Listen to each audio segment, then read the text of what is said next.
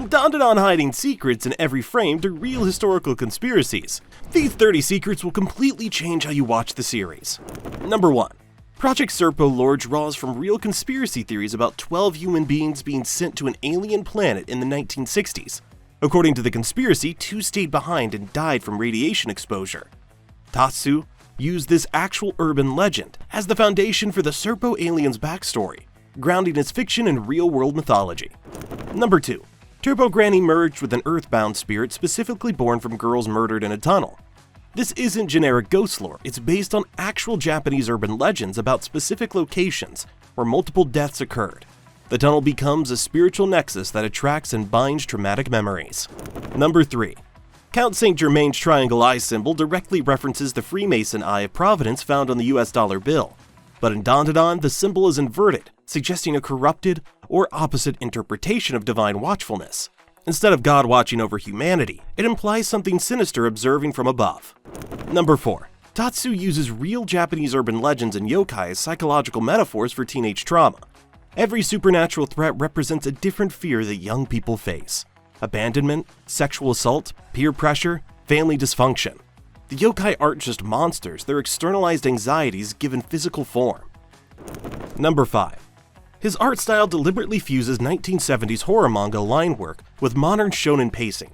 If you compare DanDaDan panels to classic horror manga from the 70s, you'll see identical line weights and shading techniques.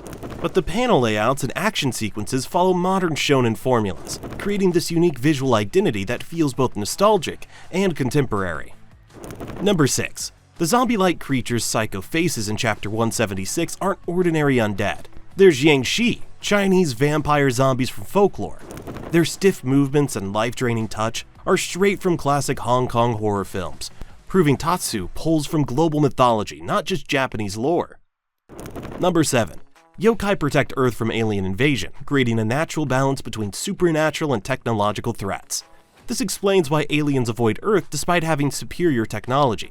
They're not just facing human resistance, they're fighting an entire ecosystem of spiritual guardians that their science can't understand or counter. Number 8. The Kerr aliens design combines H.P. Lovecraft's Cthulhu with H.G. Wells' Martians from War of the Worlds. Tatsu studied both classic sci-fi and cosmic horror to create enemies that feel familiar yet terrifying.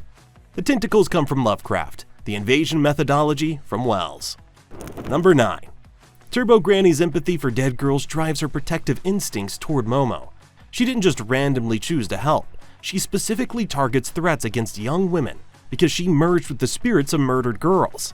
Her entire motivation system is built around preventing other girls from suffering the same fate as her component spirits. Number 10. His appearance through the Gate of Hell mirrors Auguste Rodin's actual sculpture located in Tokyo's National Museum of Western Art. The author visited this real location and decided to make it a literal portrayal in his story.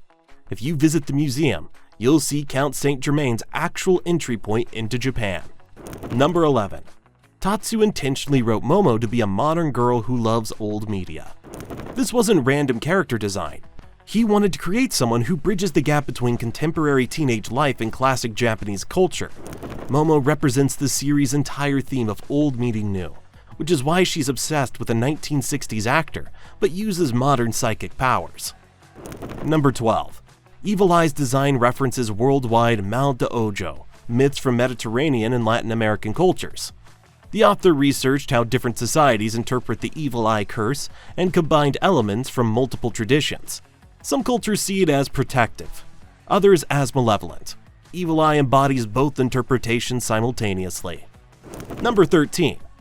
Fairy tale cards represent the see no evil, hear no evil, speak no evil, 3 wise monkeys, with a 4th card representing do no evil. The ear, mouth, and eye cards are obvious, but the 4th card showing upward rolling eyes represents the lesser-known 4th monkey that controls destructive thoughts and actions.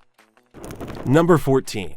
Nessie's design combines Shin Godzilla's atomic breath mechanics with classic Ultraman kaiju movement patterns. The water compression attacks mirror Shin Godzilla's devastating beam, while the creature's posture and combat style references specific Ultraman monsters like Gyos and Zars. If you're loving this, hit that like button and subscribe. It helps us create more content like this. Number 16. Acrobatic Silky's tear mole, called Nakibokuro in Japanese, traditionally symbolizes a tragic life filled with sorrow. This isn't random character design. It's a visual cue from classical Japanese art that immediately tells informed viewers this character has suffered tremendous loss. The mole literally marks her as someone destined for tragedy. Number 17. Her ballet poses specifically reference Swan Lake choreography, particularly the dying swan sequence. When she's fighting or expressing emotion, her movements mirror classical ballet positions associated with death and transformation. It's beautiful and heartbreaking simultaneously. Number 18. Saiko treats everyone she feeds as family because of Tatsu's real childhood experiences. The author grew up in poverty and understood the profound emotional impact of someone sharing food with you when you're hungry. Every meal scene in DanDaDan carries this weight. It's not just eating, it's creating bonds through the most basic act of care. Number 19. The Minotaur-like yokai references the ox-head guardian of hell from Chinese mythology, not Greek Minotaur legends. Tatsu researched Asian afterlife mythology rather than Western sources, showing how the series consistently draws from Eastern spiritual traditions, even when creating familiar-looking monsters. Number 21. Gigi has known Saiko since childhood, but has never realized she was Momo's grandmother until he became part of the main story. This reveals how self-absorbed he was before meeting the group. He'd been visiting Saiko's house for years, seeing family photos and hearing stories about her granddaughter, but was too focused on his own problems to make the connection. Number 22. Tsuchinoko resembles multiple real cryptids, including Brazil's Minhoca and the Mongolian deathworm from the Gobi Desert. The author studied international cryptozoology to create a creature that feels authentically mysterious regardless of cultural background. It's a universal unknown monster that transcends specific folklore. Number 23. He's also named after Gigi's favorite soccer team, Zinjamin, which is a pun on Saint Germain. This creates a weird connection between the series' most mysterious villain and one of the most innocent characters. Tatsu loves these hidden links that only become apparent on rereads. Number 24. Ira's judo scene with Okarun mirrors Slam Dunk's romantic sparring energy. The way she pins him, the camera angles, even the emotional tension building through physical contact.